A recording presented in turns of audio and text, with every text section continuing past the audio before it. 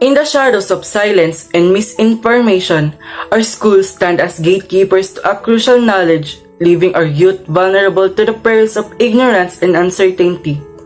It is time to break the shackles and embrace the power of comprehensive sex education. 59% of parents of K-12 students prefer for their children to be taught about contraception and safe sexual practices to prevent unwanted pregnancy and sexually transmitted infections. 22% of parents of K-12 students prefer their children to be taught using an abstinence-only approach. Sex education is highly quiet teaching and learning about a broad variety of topics related to sex and sexuality. It explores values and beliefs about those topics and helps people gain the skills that are needed to navigate relationships with self, partners, and community and manage one's own sexual health.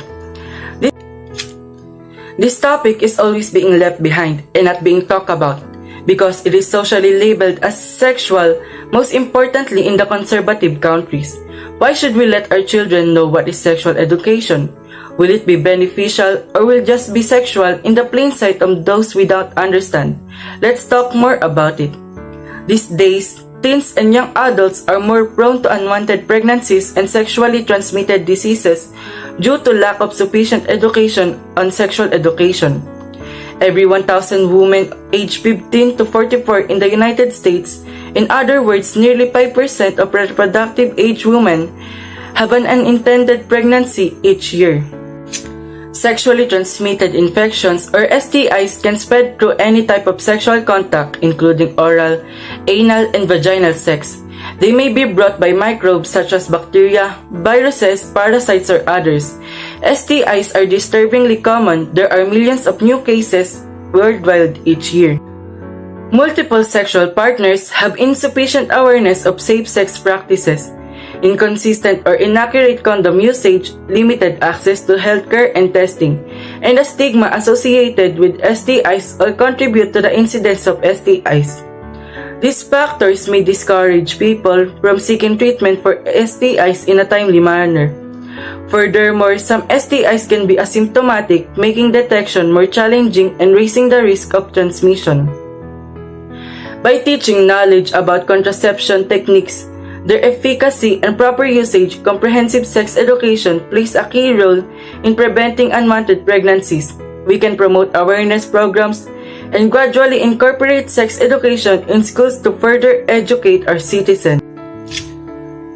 I am here today to discuss sex education in schools, a subject that's frequently received with reluctance and contention. I truly believe that comprehensive sex education should be prioritized for inclusion in our school curriculum. We can empower students to make wise decisions about their sexual health and well-being by providing them with accurate knowledge, useful skills, and a healthy mentality. Please allow me to outline the strong arguments in favor of sex education in our schools.